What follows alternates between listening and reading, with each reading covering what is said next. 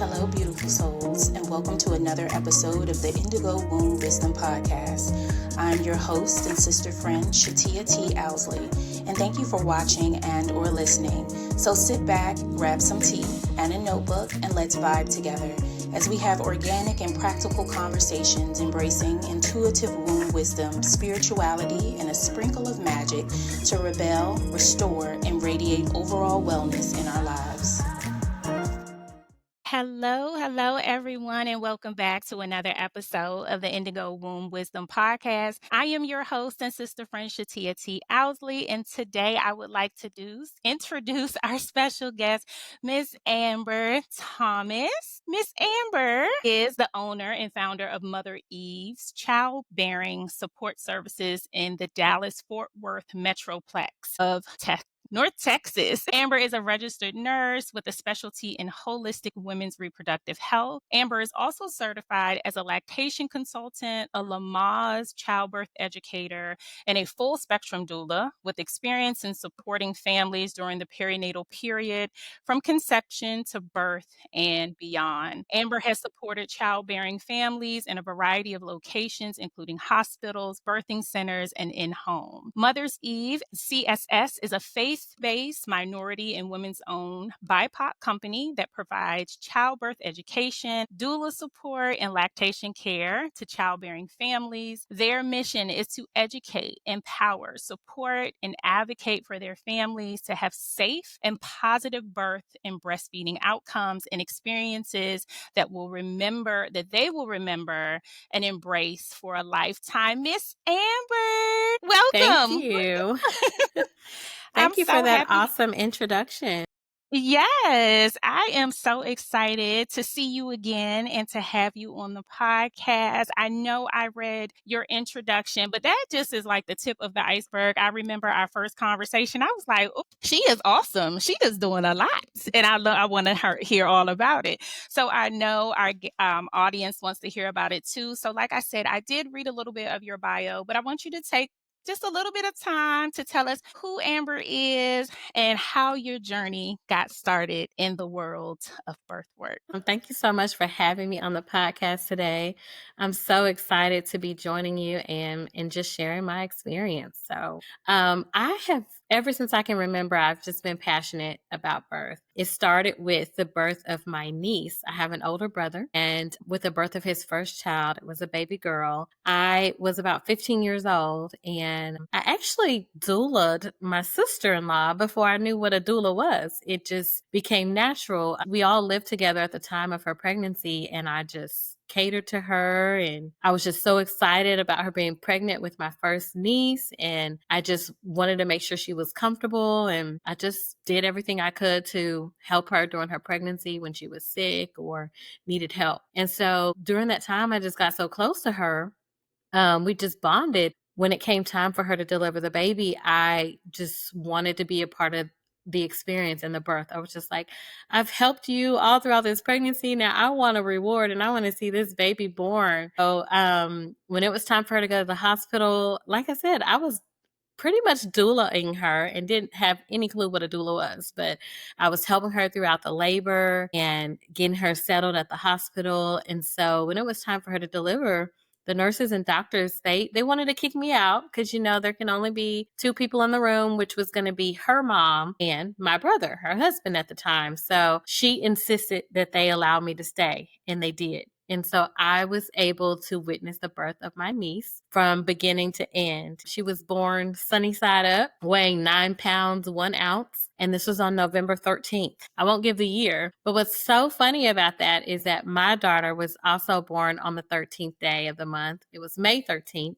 and she also weighed 9 pounds, 1 ounce. So there's just like this connection there. But from that point on, I started harassing the doctors and nurses. I was like, this is amazing. Where an average 15-year-old would probably be like, oh, this is gross. I was so intrigued and so fascinated with the process of birth that I had to have more. So I talked to the nurses and doctors there, and I was like, I want to be like you when I grow up. How can I do this? What do I need to do? And so they were like, you have to major in biology or chemistry, and you have to go to med school and all these things. So that I started preparing myself for that. So when I would meet with my high school counselor, I told her what I wanted to do. So at that time, I decided I wanted to be an OBGYN because that's all I knew as far as how you could deliver babies. I didn't know what a doula was. I didn't know what a midwife was. I just know that there's a nurse and there's a doctor and that I wanted to deliver babies. And so in high school, I took AP classes and I had finished pretty much all my high school courses. And so my senior year, they really didn't know what to do with me. And because my counselor knew what I was interested in,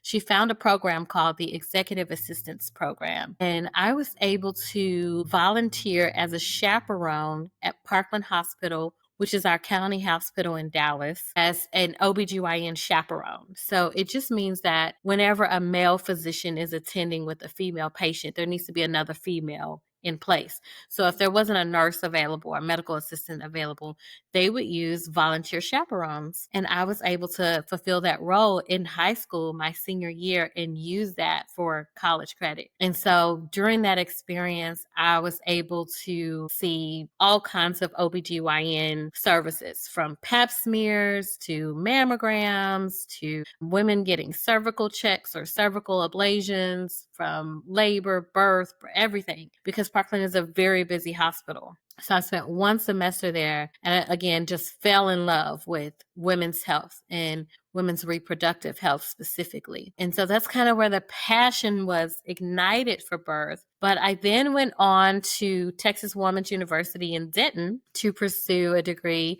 like the doctor said. So my degree was biology pre-med, and I was planning on going to medical school to be an OBGYN. I stuck with it until TW has a women's studies program. And of course, I wanted to be a part of that. So my minor was actually women's studies. It just made sense to me because I knew I was going to be working with women. So in my women's studies class, we took a field trip to a birthing center called Anana Birth and Women's Care in Denton.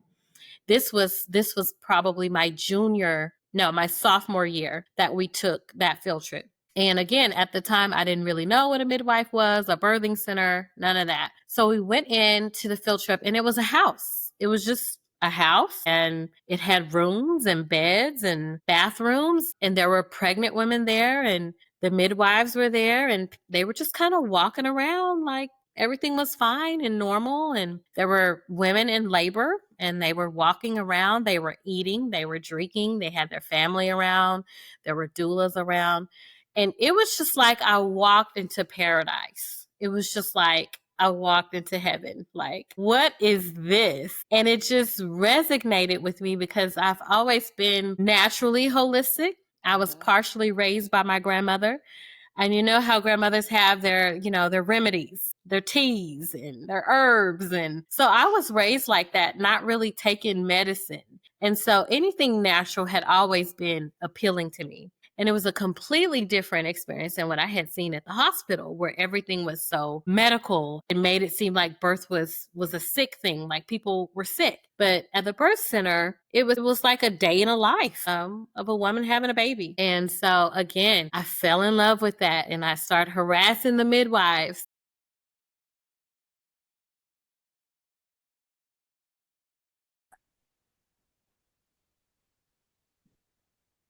Okay, so we back. We back. Yes. So, while I was at the birth center and after I had my baby, I worked with my doula to train to be a doula and a birth assistant at the birthing center. So I actually birth assisted for the midwife, and I was a doula all while I was finishing up my biology pre-med degree at TWU, and all while I had just had my baby. So I was doing a lot. So at that time, I talked with the midwives, and since I had just had a baby, I was like, I don't know. I don't think I want to go to med school anymore. I don't want to be an OBGYN anymore. I want to be a midwife. And so I had to change courses a bit because for medical school, you do your 4 years of undergrad 4 years of medical school, 4 years of residency. So I thought, I got a baby now, and that's just too much. And plus, I'm much more excited about the midwifery model of care. So while finishing, I couldn't wrap my brain around like not finishing my degree. So while finishing my biology pre-med degree, I took nursing prereqs online and in the summer at the same time. So by the time I graduated, I did graduate TW 2000. I had my baby in 2008. I graduated in 2009 with a biology pre-med degree and my minor in women's studies. Actually, it was a double minor, women's studies and Spanish. And so I had completed my nursing prereqs by the time I graduated. I then applied to nursing school instead of medical school. So I applied to nursing school. TWU had a nursing school in Houston, and Baylor had a nursing school in Dallas. I got accepted into Baylor Dallas Nursing School. But there was some time in between. I started Baylor January of 2012. And so before I started nursing school and while I was still with my baby, I started working as a WIC peer counselor at the Denton County WIC office. At the time, I was actually a WIC client and a Medicaid client because I was in school and broke. So I did have some assistance with my pregnancy and birth. And while I was going in for my WIC appointment, the nutritionist saw me breastfeeding my baby and recruited me. And she said, "Hey, Amber, I just love the way you're so comfortable nursing your baby at your appointments. And you just seem like so knowledgeable about this. And do you have any concerns?" And I was like, "Actually, I do." I said, "I'm having these sugar cravings and I just keep eating sugar. And I think it's bad for my baby. And I should probably stop breastfeeding because my baby's just getting so much sugar." And she was like, "Well, if you stop breastfeeding, what else are you going to give?" And I said, "Well, formula, I guess." And she said, "Well, your breast milk, no matter how much sugar you're eating, is um is better than anything else you could give your baby. So if that's your reason for not breastfeeding your baby, then that's not a good reason." So that tells you my lack of knowledge at that time. And so she said, "You're going to keep breastfeeding and your baby's going to be just fine." And I said, "Okay, well, I guess we're going to keep breastfeeding." And so we kept breastfeeding despite all my sugar cravings because breastfeeding makes you hungry, it makes you thirsty, it makes you hot, it makes you sleepy. There's all these hormonal transactions that are taking place during breastfeeding, and you can burn about 500 to 600 calories a day. And so I was just having these ravenous cravings that I couldn't control, and I thought, I'm giving my baby all this sugar, it can't be good. And so I learned that that wasn't true. And then in that conversation, she said, "We're working on building a breastfeeding support program." At this time, the WIC peer counselor program was not established in Denton.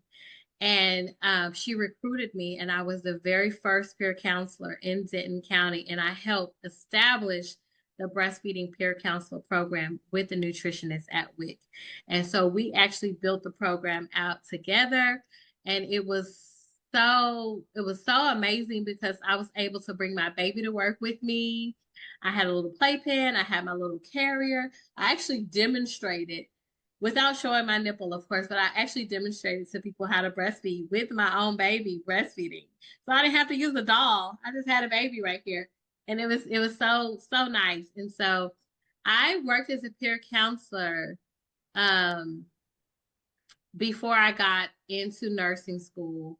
And I was so good at it and loved it so much that the nutritionist was like, "You should become an IBCLC and we can send you for training to get your hours." And I was like, "Sure, why not?" So all at the same time, I was birth assisting, I was doulaing, I was working at WIC. And that was full time, Monday through Friday, 8 to 5. And I went off to trainings at Austin and different cities that they sent me to train and get my lactation hours. It took me 3 years to do that. It's hard to become an IBCLC if you're not a nurse already. So I actually became an IBCLC before I became a nurse. I was a doula and a Lamaze educator, all of that before I ever became a nurse. And so I did all that simultaneously. While I was training for lactation, I also studied childbirth education with Lamaze and got my Lamaze certification. I got my doula certification. So I got my doula certification first, then Lamaze, and then lactation was the hardest.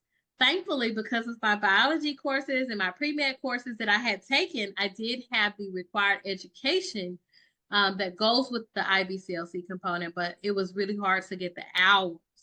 And so I again had to find support from other mentors and people that I could shadow, which was very difficult during that time. But it took me 3 years to get those hours and I got them and I certified. So I actually certified as an IBCLC also in 2012, around the same time that I started nursing. And so I was working as a birth assistant, doula, and lactation consultant while in nursing school. I then left WIC and got an opportunity at Baylor Hospital in a boutique called Simply Moms at that time. And it was a baby boutique with the cute little baby clothes and everything, but it was ran by a lactation consultant. And we were able to do breast pump rentals and things like that. So I didn't actually do full-on lactation support, but I was helping with the breast pump rentals and working there. And so I would go to nursing school, then walk across the streets of Baylor and go to work at Simply Moms. And so as I'm speaking, it's just reminding me of what you said, how everything aligns, how the support was there when it needed to be and at the time that it needed to be. And so throughout nursing school, I worked at Simply Moms and I still worked on the side when I could, which I didn't have a lot of time. And so I graduated nursing school December 2013 and got my RN license February 2014. And from there, I was able to work as a labor and delivery nurse at Baylor and also at some other local hospitals for about 3 years. And I hated it. And they hated me because I had all this natural birth training and it just did not fit with what was going on at the hospital. And so I was morally conflicted. But my plan was to be a nurse midwife and I needed to work as an L&D nurse and get that experience in order to become a nurse midwife.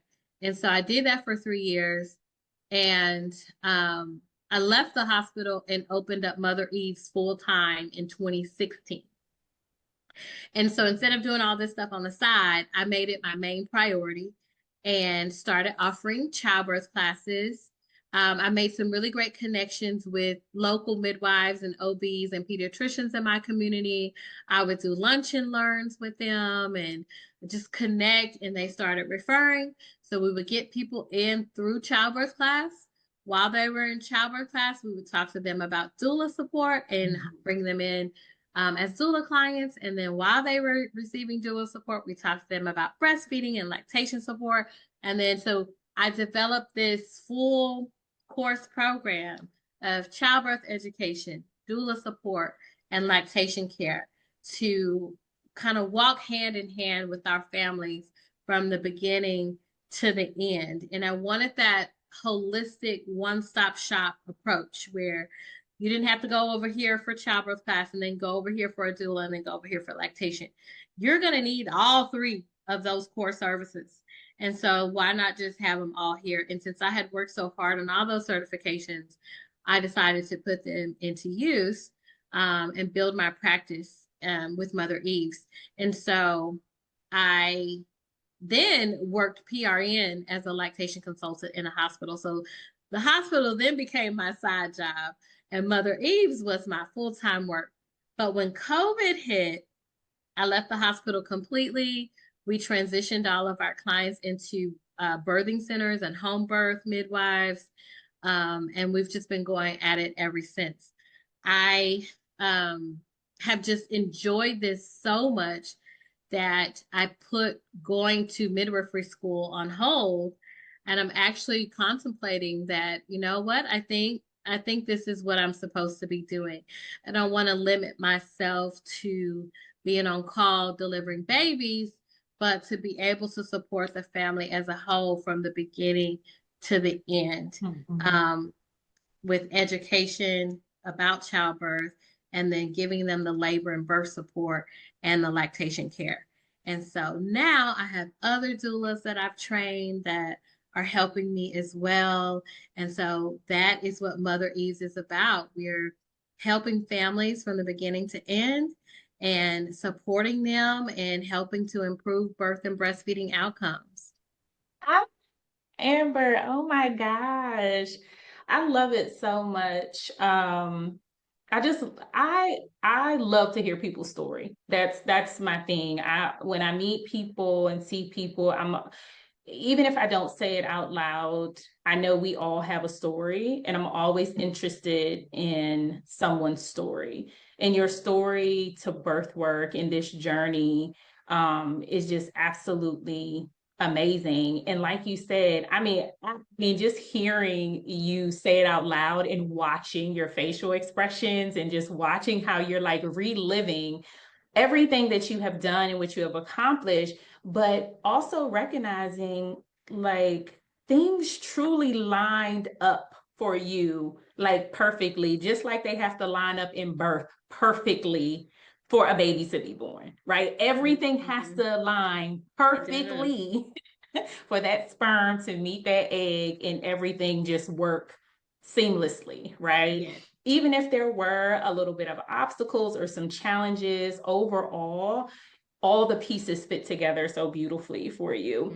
I do want to take a step back just on a couple of things that you said for people who may be watching who are not familiar with what a midwife is, what a birthing assistant is, and what a doula is. I know a lot of times as birth workers, we hear people who are not birth workers really try to use the terms interchangeably of midwife and doula, and they don't understand the difference between the two. You've also added birth assistance, and I want you to just give a brief definition on that as well, because my hope is that people who are watching who there may be families, they may be people who are interested in joining the profession, that they know that the sky is the limit in birth work. I mean, there are so many different things that you can do, and just listening to your story on how you were able to take part in so many different beautiful programs, but not only that, how you were able to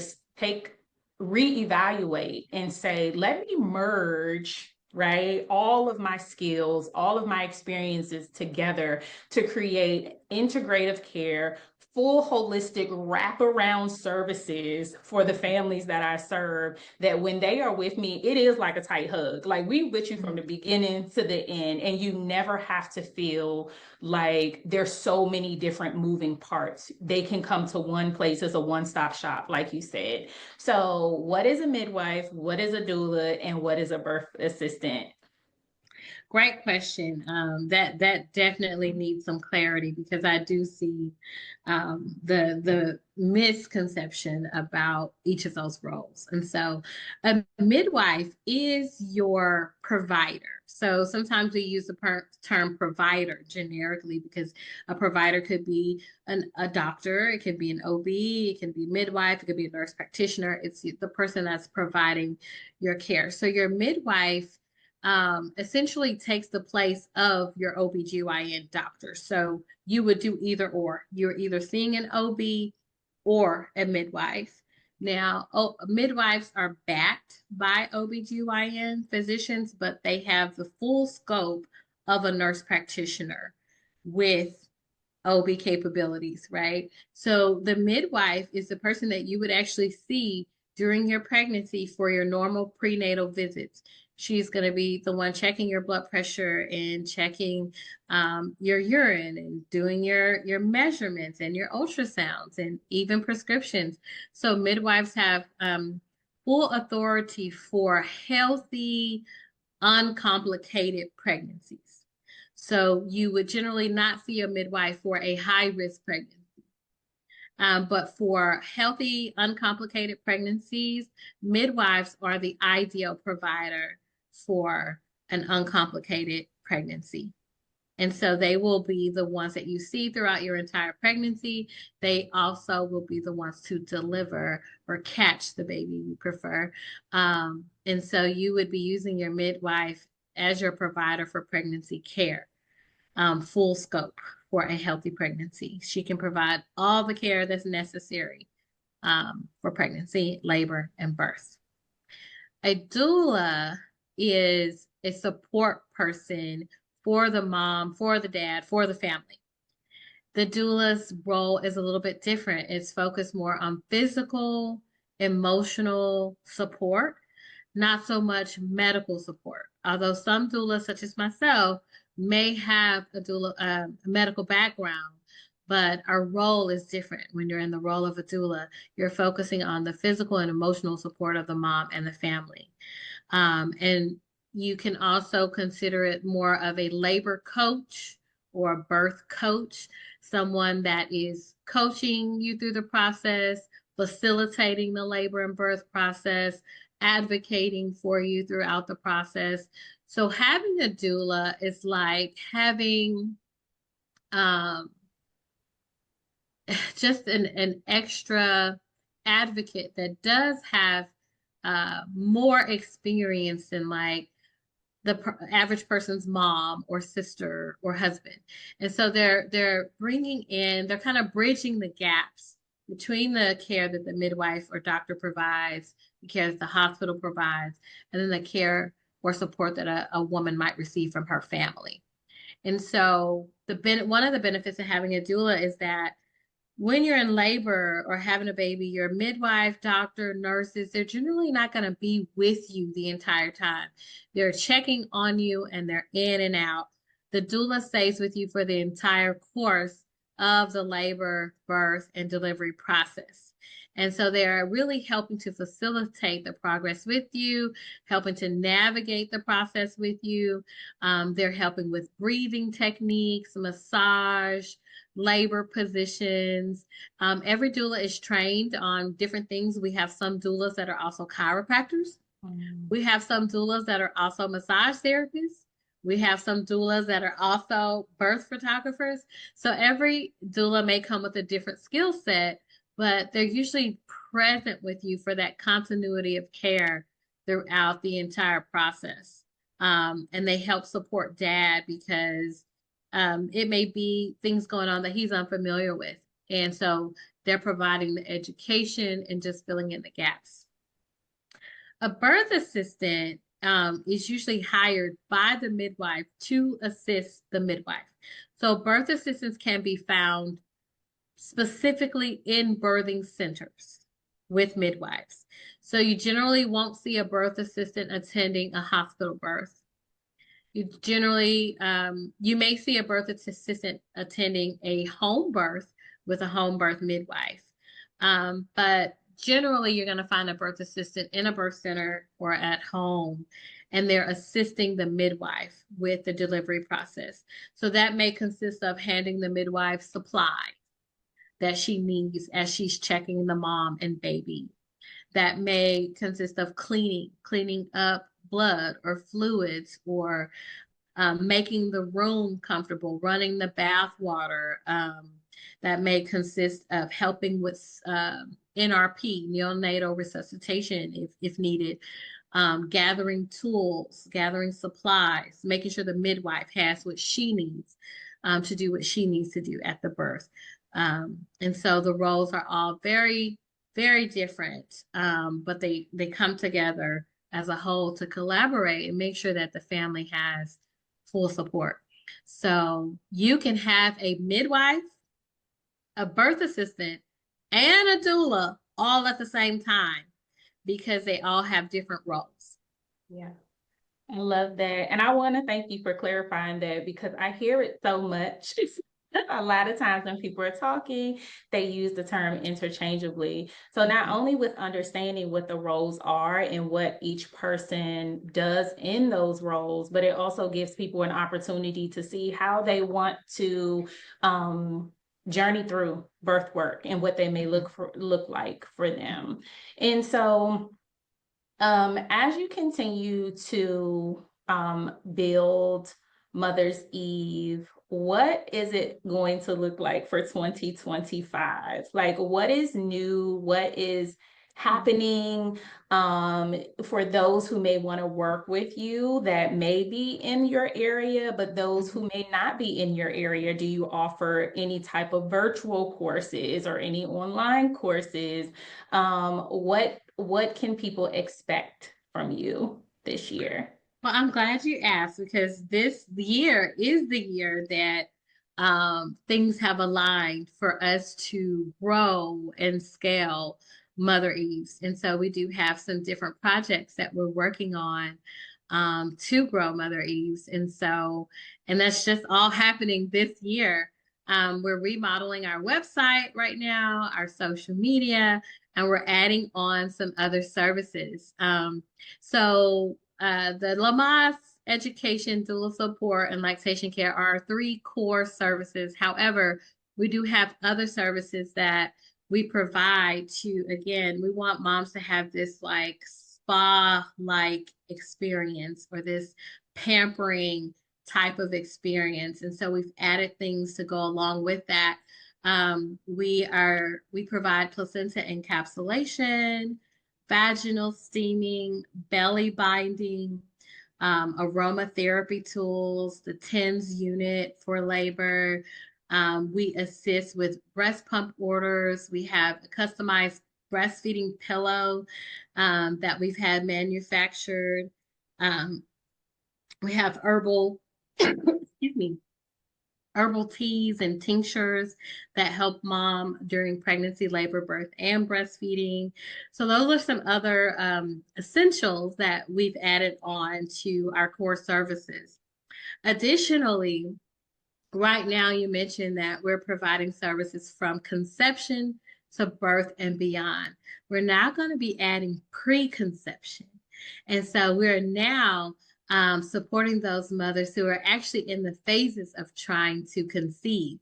And so we'll be offering fertility support for those families as well. We'll have a specific focus on mothers who have PCOS or thyroid disorders, as those are the leading two causes of infertility among women. And so I am now actually finishing up a course in training on functional medicine to be able to order and analyze functional medicine labs that show imbalances in hormones that are specific for birth and breastfeeding. And how I got into this was I noticed a trend of my moms who were struggling with low milk production as a lactation consultant. So after doing this for so long, you start to pick up on patterns. So I noticed my moms that had low supply also had a history of infertility, and most of them had babies through IVF. So that tells me that there's a hormonal imbalance from the beginning. They were having difficulty getting pregnant, and whatever that hormonal imbalance is also now affecting their milk production. Mm-hmm. Most lactation consultants don't order or request labs on their clients. That is something I started to do. I took a course, low milk supply specialist. So I'm actually a low milk supply specialist in the DFW area, and can order labs, like labs that doctors and midwives may not ordinarily look at, like testing their prolactin levels, which is the hormone responsible for lactation, testing their thyroid and PCOS labs and insulin resistance labs, hormonal labs that affect fertility and milk production. And so I started doing that, and I would refer to their midwife or to a hormone functional medicine doctor or nurse to get the labs. And then I would get the labs back, and I'm like, oh, here's the problem. And okay, we got to make sure that your, thyroid is stable and that we're treating the PCOS and all these kind of things. And then I would see the milk production come up with a certain plan that we put in place after knowing what the labs were. And so from there, that plan started to help heal these moms in other ways, other things that they were experiencing, like hair loss or fatigue or night sweats or other things that they were experiencing outside of being pregnant, outside of breastfeeding, just as a person. These imbalances were affecting them. So then I just got further, I just went down a rabbit hole and was like, and then I started to actually use that knowledge to heal my own self and my own thyroid issues that I was having. And so it's just another one of those things that I feel led to and aligned. And so we're now going to be offering that type of support in 2025, preconception support, as well as even after birth, postpartum, getting your hormones and everything back into balance after that major hormonal shift. We find that some women don't experience thyroid issues or diabetes or any of those things until they're pregnant or after pregnancy. And so we're just helping get those things back into balance. So that's one of our new focuses for this year. We also just opened up 2 locations within birthing centers. So we have a space at the All About Babies Birthing Center in Argyle. We also have a space at the Grapevine Birthing Center in Grapevine, Texas. And so we can now see families in office, virtually, and through home visits. And so the week is split to where on Mondays we do virtual visits, Tuesdays, Wednesdays we're at Grapevine, and Thursdays and Fridays we do home visits. So I'm going to need some help having people in different locations because I can't be in 5 places at the same time. So there's definitely opportunity for growth and training and bringing others along. And also for our doulas, we're bringing more doulas in for doula support. So yeah, there's definitely opportunity there. Are you offering mentoring as well? I know I'm just adding something else onto your list of all the amazing things that you're doing, but Yes. I know with speaking to many new doulas or just, people who are interested in going about entering birth work, some of the challenges, and you even mentioned one was getting your hours for the IBCLC, right?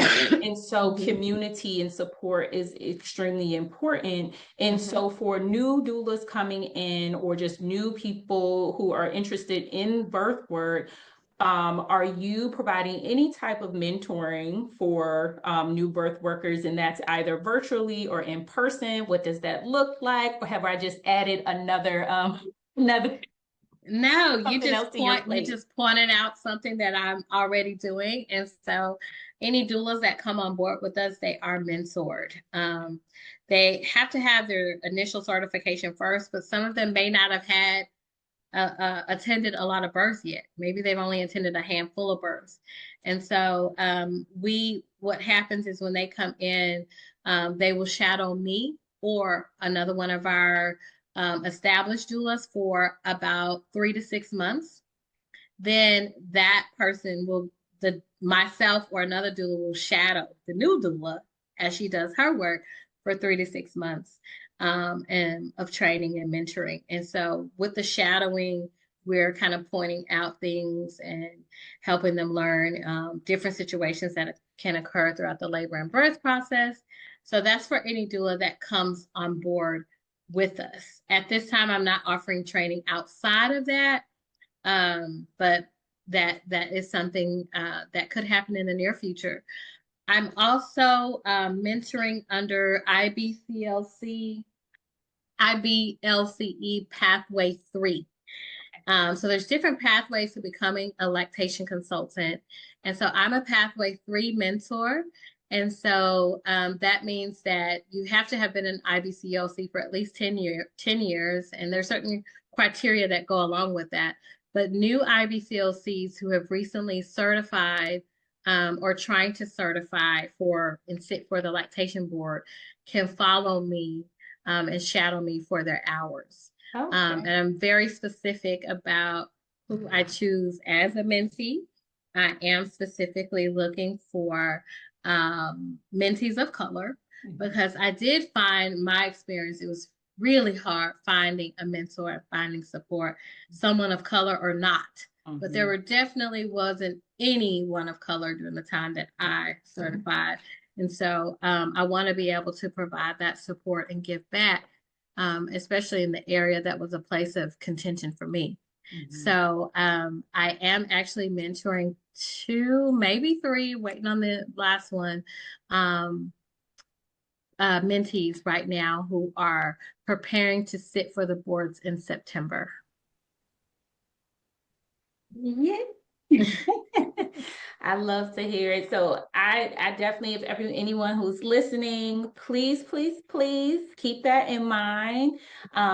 We will make sure that Amber's information is listed in the description below of the video so that you can reach out to her. And even if it's just, hey, let me point you in the direction of this way or that way, or let me provide you with some resources.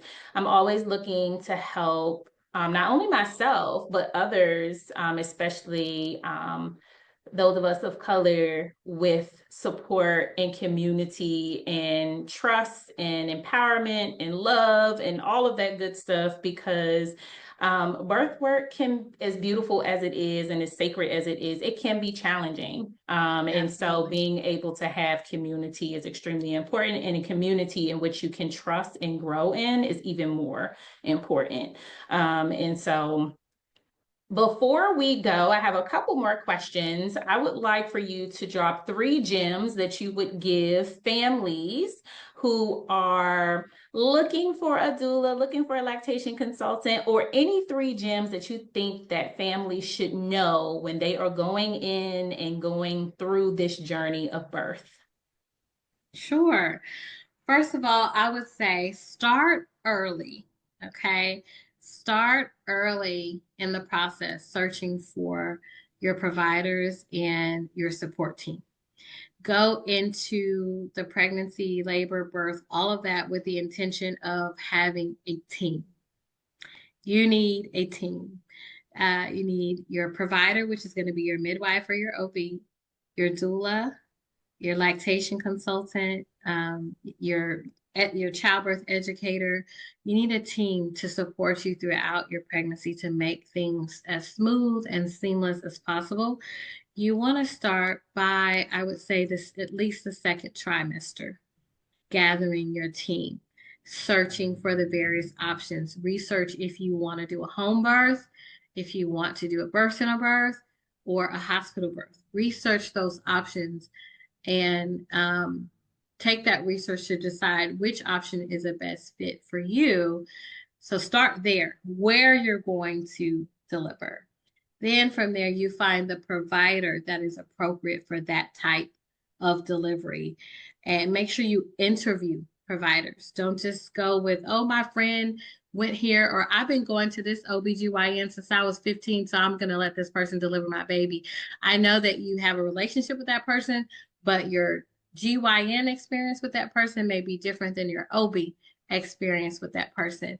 And so make sure you research and interview your providers, your doctors, your midwives, your doulas, your lactation consultant. Establish a relationship with them prenatally, even your pediatrician. Look for your pediatrician while you're pregnant and establish a relationship and rapport with them before you have your baby. You want everything to be set in place before the baby comes. So that's number 1, but it probably has like number 2, number 3, number 4 in it. So I would say that's the most important thing. Start early building your birth team. I'll take that. And I think that is all encompassing, because I think that's a lot to think about as well. We don't always put a lot of attention on building that full circle of support. We get sometimes a little hung up on all the fun and frilly stuff. right? Which is great, which is wonderful. But when all of that kind of subsides, then it really kicks in, and you want to make sure that you have those necessities. And one of the biggest thing is really finding support, especially if you're a person who may not have a lot of family support. Starting early to build that community and finding support groups or support systems, or really working with someone who can help you build a team so that you don't feel alone, is extremely important. And like you said, starting early is the best way to do that. So I definitely agree. My next question for you, and this is the question I ask all guests who come on, with all of your life experience, with everything that you have seen, all of the skills that you have gained over the years, and just how you have grown and blossomed and continue to do so, not only individually, but also within your business, what would you tell little Amber? What advice would you give your younger self? That's deep, isn't it? I would say to take care of you first. You know how they say put the oxygen mask on first in the airplane? That is something that I've had to learn the hard way. I have such a passion for helping people that sometimes I forget about myself. And in the past few years, that led to burnout. And I'm actually in burnout recovery right now. And so that would be my advice, is to take care of you first. And I would also tell my little girl, I would just reach down and just give her a hug and pick her up, because I see her with her arms up, reaching for something, reaching for love, reaching for support, reaching for care, reaching. And so the bigger me would just reach down and pick her up and hold her and let her know that she is loved, that she is supported, and that she is cared for. Beautiful. I love that. Thank you. And it's such a gentle reminder for all of us, whether you're in birth work or not in birth work, is to really take care of you. And it's not selfish.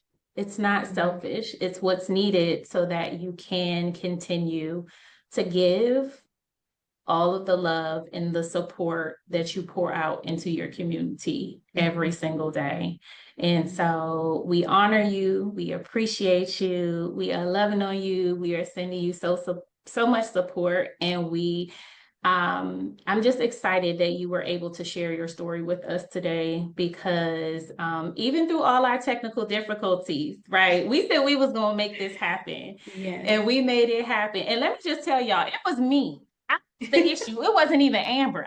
The issue was my little raggedy headphones, but that's okay. It still came out beautiful.